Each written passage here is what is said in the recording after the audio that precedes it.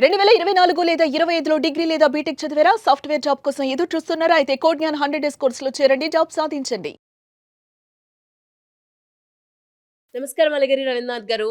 నమస్తే అండి శ్రీ గారు. భర్త సంపాదించిన ఆస్తితో భార్య పేరు మీద ప్రాపర్టీ కొనడం జరిగింది. అనుకోకుండా కొన్ని కారణాల చేత మేము విడిపోయాము, డివోర్స్ తీసుకున్నాము. ఇప్పుడు భార్య పేరు మీద ఏదైతే ఉందో ప్రాపర్టీ, అది నేను మళ్ళీ తిరిగి తీసుకోవాలి అని అనుకుంటున్నాను. చట్ట ప్రకారంగా ఇది సాధ్యం అవుతుందంటారా? ఎలా ఉంటుంది అని అడుగుతూ ఉన్నారు sir. Very interesting question Sri గారు.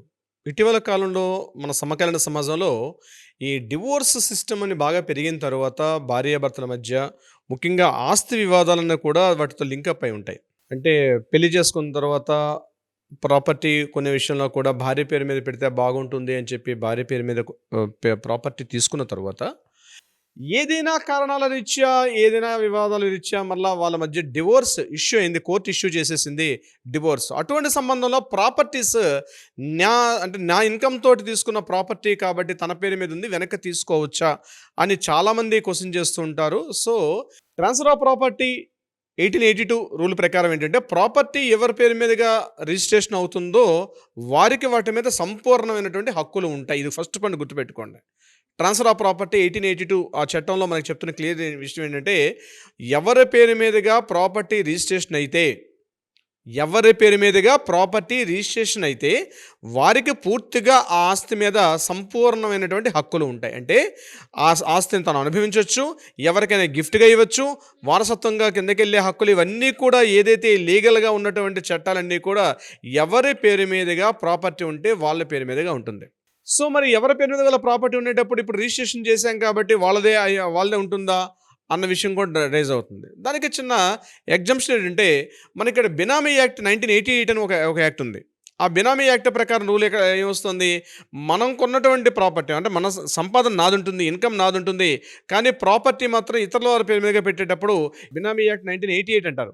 సో దాని ప్రకారంగా చేసినప్పుడు కూడా ఇది బినామీ కిందకు వస్తుంది. ఇప్పుడు మీరు చెప్పినటువంటి ఏదైతే ఉందో భార్య పేరు మీదుగా బినామీ వస్తుందా, ఇక్కడ మాత్రం బినామీ యాక్ట్ మాత్రం స్పష్టంగా చెప్తుంది ప్రాపర్టీ పేరు మీద కానీ, తల్లి పేరు మీద కానీ, తండ్రి పేరు మీద కానీ, తన రక్త సంబంధీకులు తన కుటుంబీకుల మధ్య కానీ తను సంపాదించిన ఆస్తితో వాళ్ళ పేరు మీదుగా ప్రాపర్టీని రిజిస్ట్రేషన్ చేసుకుంటే అది మాత్రం బినామీ కిందకి రాదు అని చెప్తూ యాక్ట్ క్లియర్గా చెప్తోంది. సో బినామీ యాక్ట్ ప్రకారంగా తీసుకున్నా సరే ఇప్పుడు మీరు చెప్పిన పాయింట్లో భార్య పేరు మీద ఉన్న ప్రాపర్టీ భార్యకే చెందుతుంది తప్ప మనకి రాదు.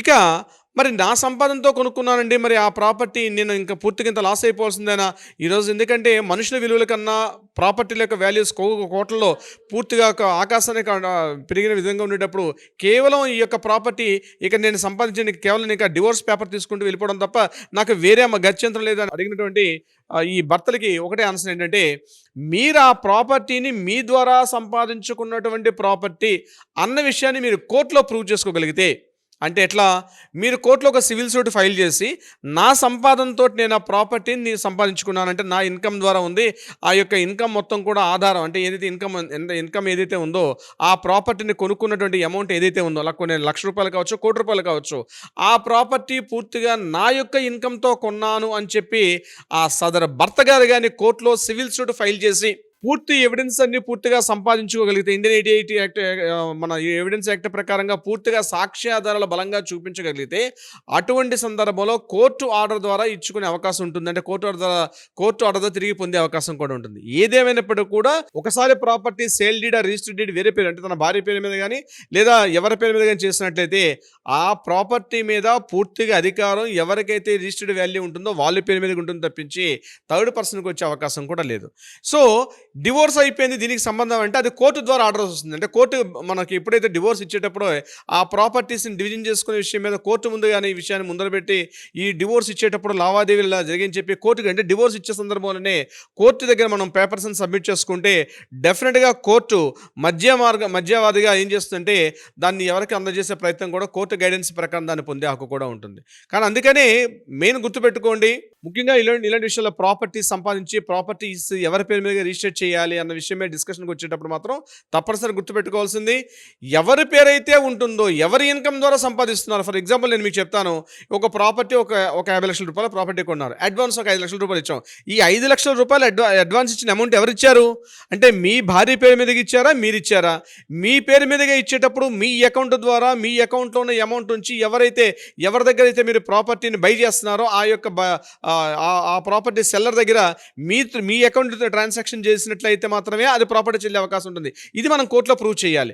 అడ్వాన్స్ అమౌంట్ అయిన తర్వాత బ్యాలెన్స్ అమౌంట్ అగ్రిమెంట్ చేసుకుంటాం. అగ్రిమెంట్ చేసిన అమౌంట్ కూడా మీ అకౌంట్లో నుంచి అమౌంట్ చూపించాల్సి వస్తుంది. ఫర్ ఎగ్జాంపుల్ ఇప్పుడు నేను చెప్పిన 50 లక్షల రూపాయల ప్రాపర్టీకి for example seller and buyer మధ్య ఒక ఒప్పందం జరిగింది, ఒక అగ్రిమెంట్ ఆఫ్ సేల్ జరిగింది.